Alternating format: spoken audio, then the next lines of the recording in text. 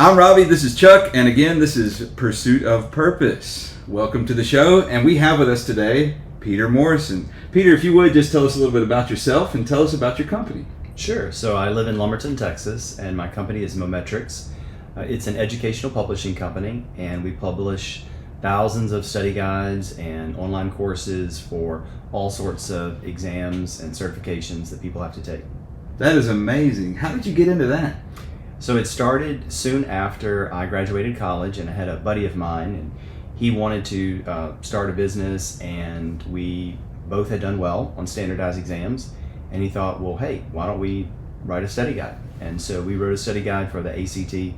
That was the first examination we ever covered, and it did well, and then we did more and started hiring writers, and it kept going from there. Very good. That's amazing.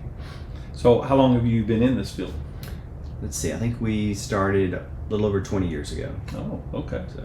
And from y'all's first effort with the ACT, how has it expanded from there? I presume there's other Sure. So produced material. It started with just a study guide for that, and then study guide for the SAT, and then other exams followed suit. Then we would offer practice tests. Some people wanted to buy just practice tests. And then more recently, we've gotten into online courses as more people have moved digital, especially with remote learning, that sort of thing. That's become a growing area of our business. Makes a lot of sense. It does. Are these courses, are they, there we go, are they lecture driven, such as this format, or is it more people will purchase the printed material, then take the test, supplement to reading the material? So with the online course, it's all digital. You can buy the printed materials as supplemental materials, but there's content modules, flashcards that are all interactive, practice tests that are all interactive. It's very impressive. I have to do a fair amount of recertifications, so every other year, and that's one of the models that we use. So I'm really interested that you're here today, because most of what I do is I will have to download material and then take some type of an exam supplement to that material, and so that's why I was curious about that particular format. But I can see where that fits a lot of folks that are either credentialing or re-credentialing as well. Exactly. That's really cool. Thank you. So you went to college. I mean, I did. Texas A&M. And whoop whoop. And so in school, was there any particular field of study that put you as a specialist in this endeavor, or? My college education did not particularly help me with this, other than teaching me, hard work and follow through and finishing what you started, those sorts of character building lessons, but not directly applicable to the business. That's great to know, because that's something that I've heard across the board in so many different fields, is that a college education is not necessarily the way you built your career. It wasn't the foundation, but the patterns, the habits that you learned while you were in college were very helpful in increasing your chances of success in your own business. Absolutely. I love to hear that. One of the things that I learned coaching, most players I coached were not going to play past high school. Good men, good women, but that's as far as they were likely going to go. But I would often tell them, just use the sport to train yourself to be a better person. It's a silly sport. You're just putting a ball in a hole. It's really not that complicated, but what can you test yourself? It sounds like that's what your college experience in part benefited you, is the personal challenge to say, I'm going to study this and I'm going to master this to the point of degree, but not maybe knowing, but not knowing somewhere inside there was that aspiring spirit. Well, I think the college education helped with the reps of hard work, but if I was going back, I would just start the business and skip college and save those years. Save those years. Well, I noticed that you've got a ring on your hand. Yes, I do. I do know that you're married. How long have you been married? So we got married in 1999, so 24 years. Is she involved in your business? She is not. Now, she takes care of the homeschooling with our children. We homeschool, and so that frees me up to work full time. So she is involved. She helps you. She does. She helps you afford the freedom to devote the time that you need. She's the primary caregiver. There you go. Very good. Very good. What's your favorite thing about starting and owning your business? I would say the freedom to set your own schedule, work with who you want to work with. That's a nice luxury that a lot of people don't have. So freedom. Sure. That's admirable. It's one of our themes. Yes. For sure. Wealth and Yes. freedom.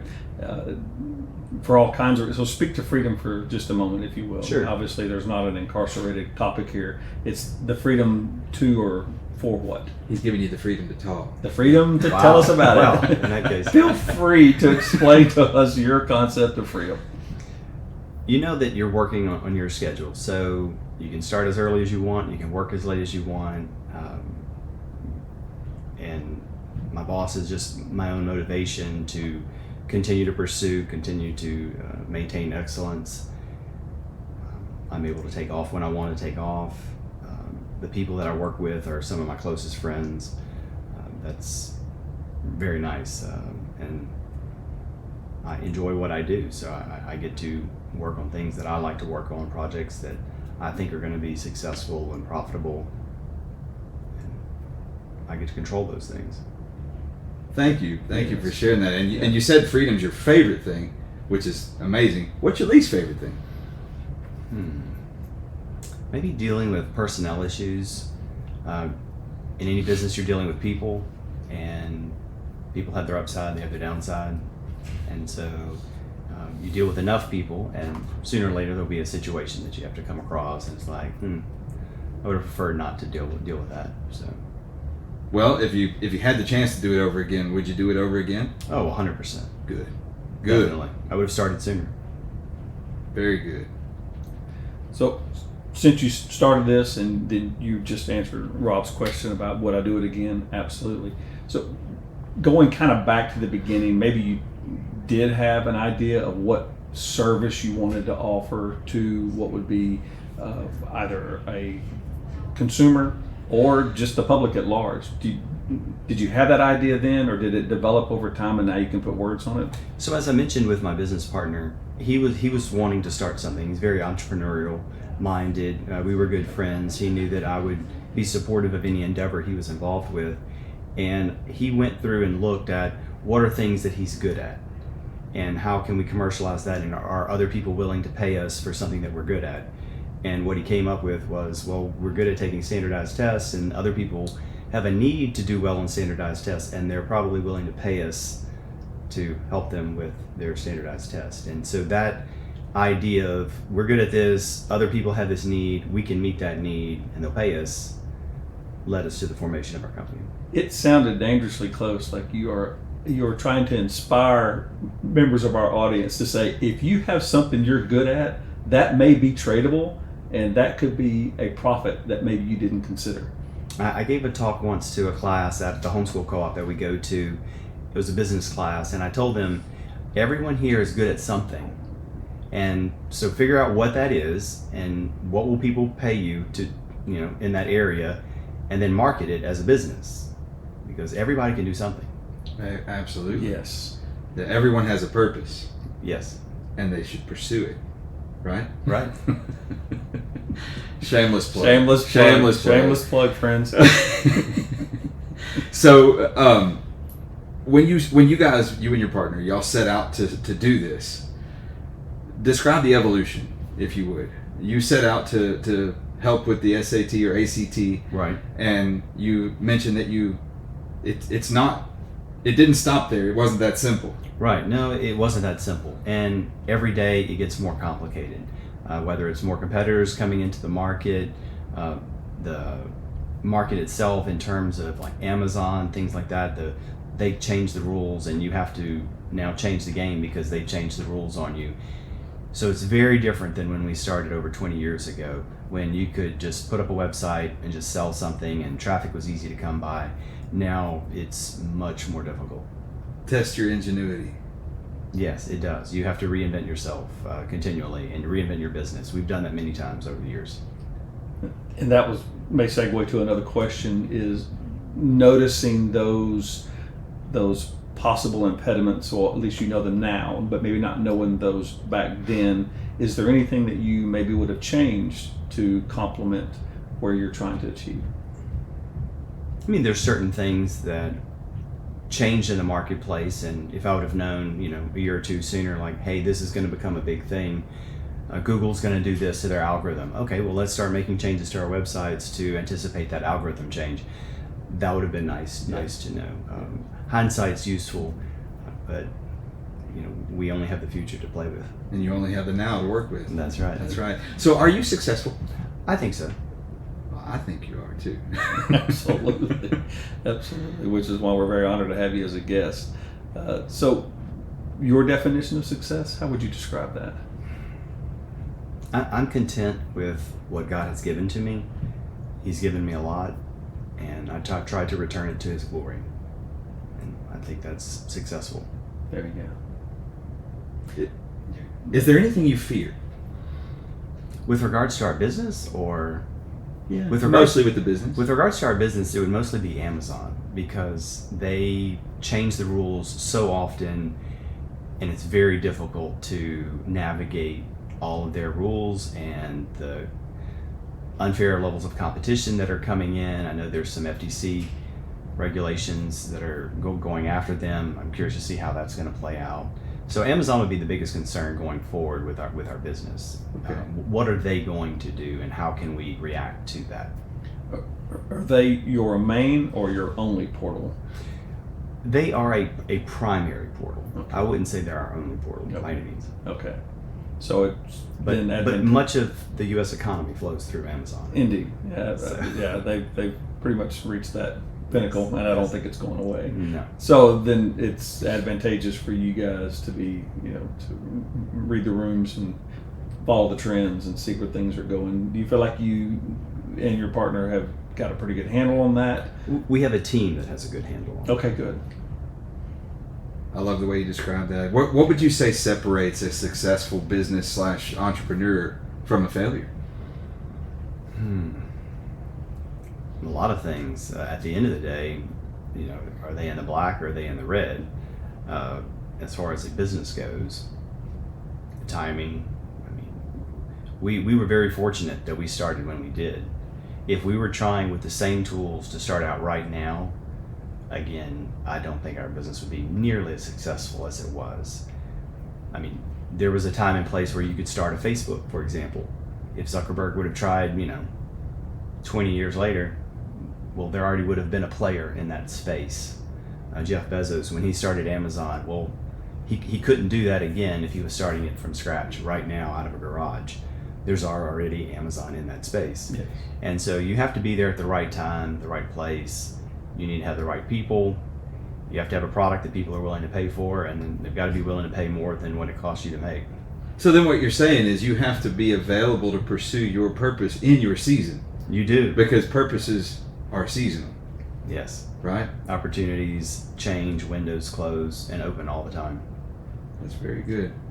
Are there any characteristics of those that you've mentioned, and looking at yourself as well, and maybe others that you're friends with, to say that these are some characteristics that I believe would be the most advantageous to people to read those opportunities and to see them, whereas maybe others may have missed them, but then you have conversations with them and go, I had that idea. Like, okay, well, what did they not have in the moment that they didn't pursue?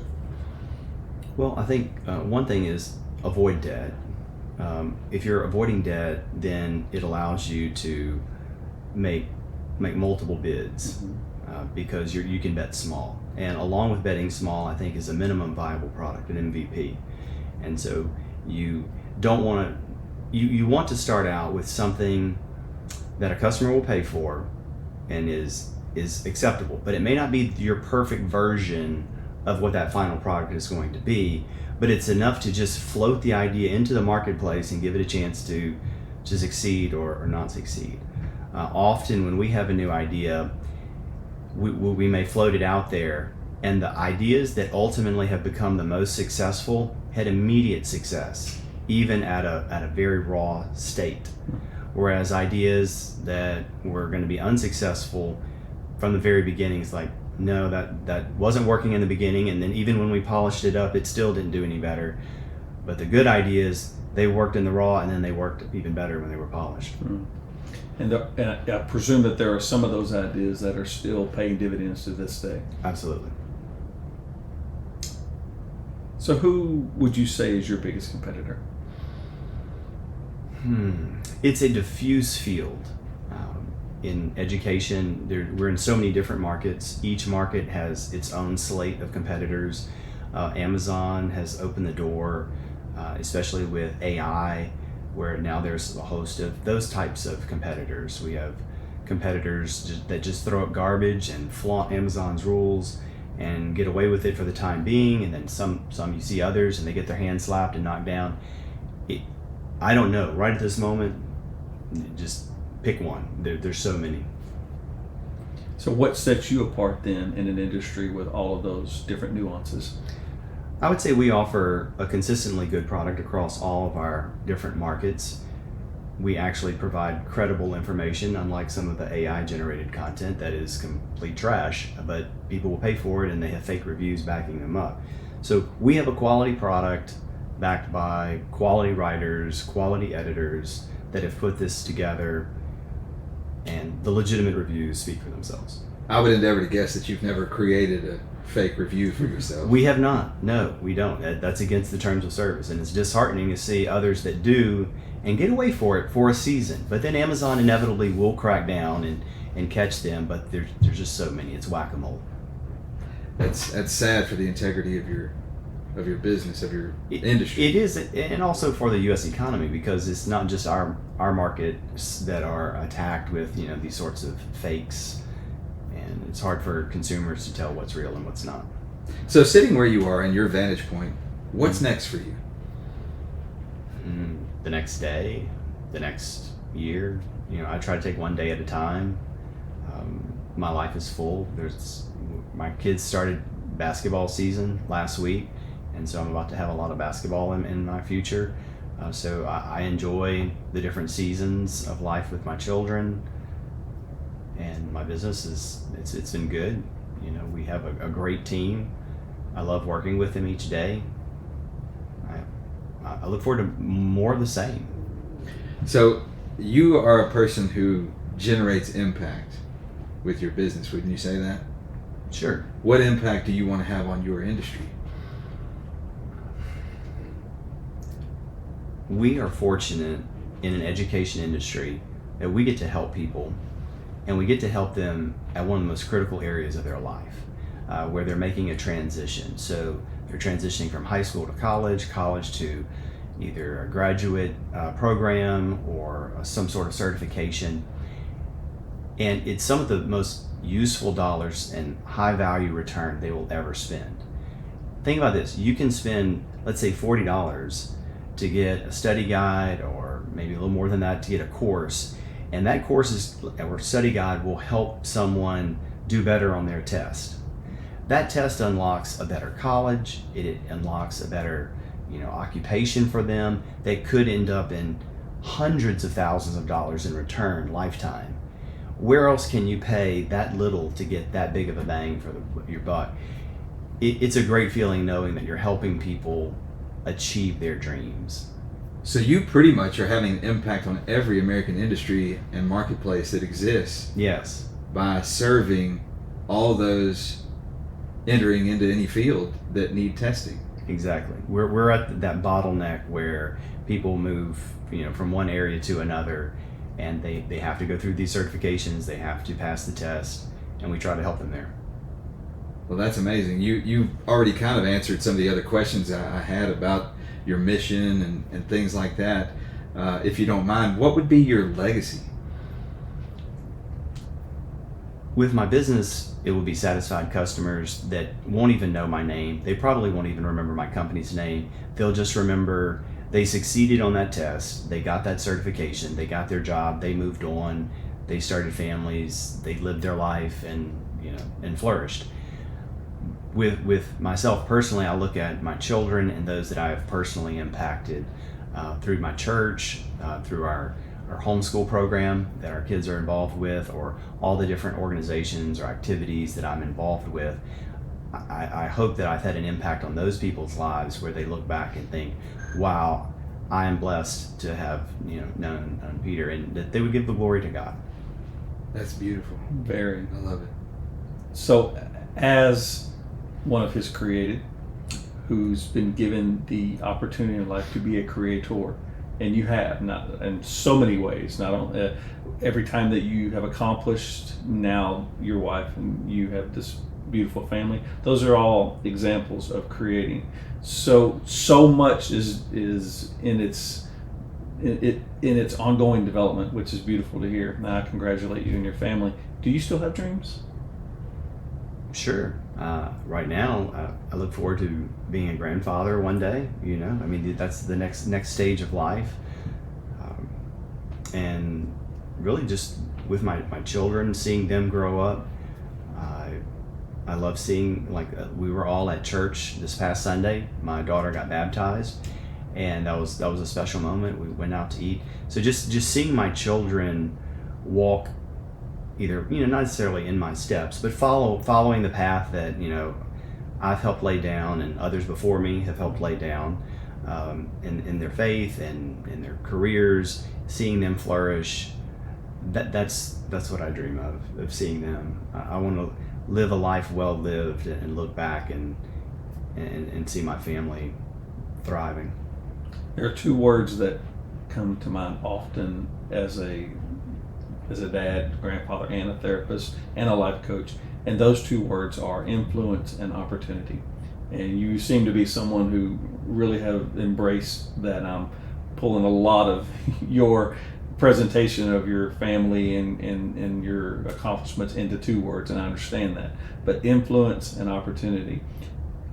Starting with your family, which is beautiful in its divine nature.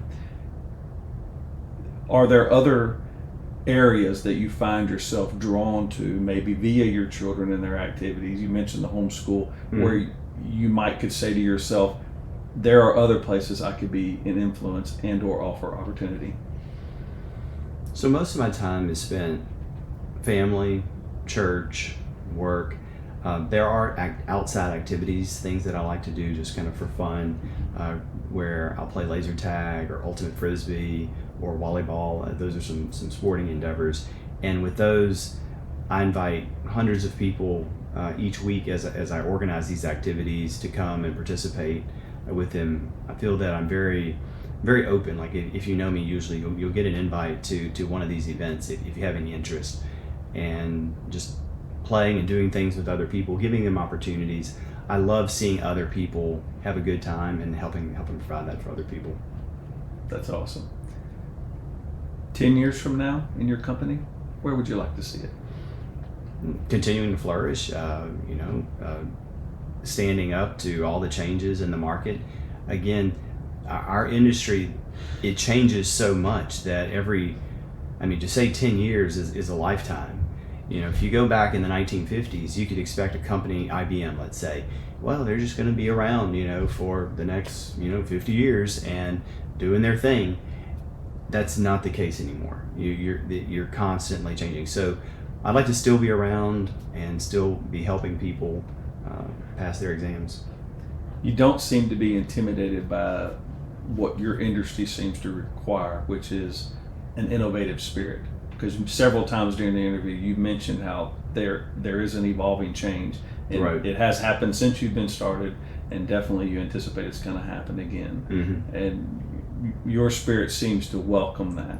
How do you convey that to your team to say, we're not going to be intimidated by this, we're going to welcome this, we're going to see how is this happening for us rather than to us? Well, I don't know that welcome's the right word. Okay. I would say, you make peace with it and embrace it and just deal with it. Turn the problem into an opportunity. Yes, Fair just, enough. It's sort of the Red Queen hypothesis or theory, where you have to run faster. This is from Lewis Carroll's Alice in Wonderland. The Red Queen says, you have to run faster and faster just to stay in the same place. And so our business has to be continually adapting in order just to stay where we are in the marketplace. Because if you just stand still, you're going to lose ground. Right. You're living on principle at that point. Mm-hmm. Yeah, not building capital. Exactly. Your marketplace is constantly under its own evolution. It is. In the last year, literally in the last year, drastic changes. So, very quick timetable. If you don't mind, I'd like to ask you a little different type of question. What do you look for in employees? So we want somebody that is going to be a hard worker. We are in an education industry that offers standardized testing, and so we want someone that's going to be good at standardized testing. So you're looking for really smart people. We are also need people with good English editing skills, and they don't always go hand in hand. So it's hard to find someone that's really smart and also really good with the English written word, because that's how all of our material is. It's either printed or it's digitally offered in the written word. And so we need people that know where a comma should go, where a semicolon needs to go, and how to phrase things to communicate information. Are you currently hiring? Not at this moment. Okay. All right. And how do you find a customer? Who is your target customer? What's your target market? Almost anyone in the U.S. that needs to take a test would be our target market, and we find them they find us through our advertisements on Google, on Amazon, just anywhere on the internet they can come across our products. We have affiliates that help promote our products as well. Since search optimization is the key to finding, is there a certain language that someone that may be listening to our show today who sees maybe they have a child that's getting very close to these entrance exams and various things, what words can they be using to find your product? They can just search for the name of the test, because that's what most of our customers do. They just get online and they search for the name of the test, either in Google or they search for it on Amazon, along with study guide or course or practice test or flashcards, something like that. They'll come across our products. They could throw in the company name as well, and that would help. So if they pull up, like say they put in SAT in the search bar.